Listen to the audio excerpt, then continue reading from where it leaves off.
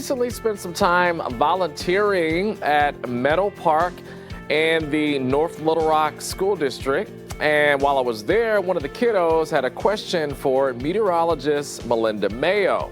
This morning's question comes from 5th grader Addison Hawkins. How do you measure the speed and width of tornadoes and hurricanes? Okay, Addison, what a great question. All right, so we're going to talk about tornadoes since that's what we mainly see here in Arkansas.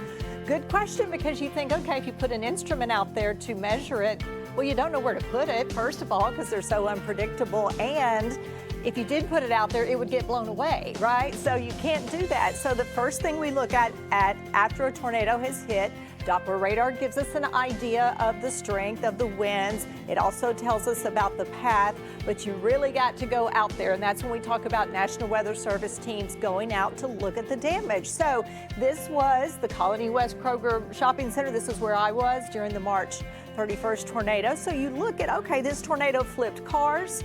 It took the roof off of the Kroger, but the building stood, where a stronger tornado would have taken the walls down or even destroyed the whole thing. So those are the things they look at. What damage did it cause? They'll even look at how was the building constructed before the damage occurred. And so then it gets one of these ratings. And you've seen this all the way from EF0s, which do minor damage, mostly trees, all the way to an EF5, which is just usually total destruction. And so that's how they do it with the National Weather Service. They go out right away, look at the damage, and that's how they assign it a rating.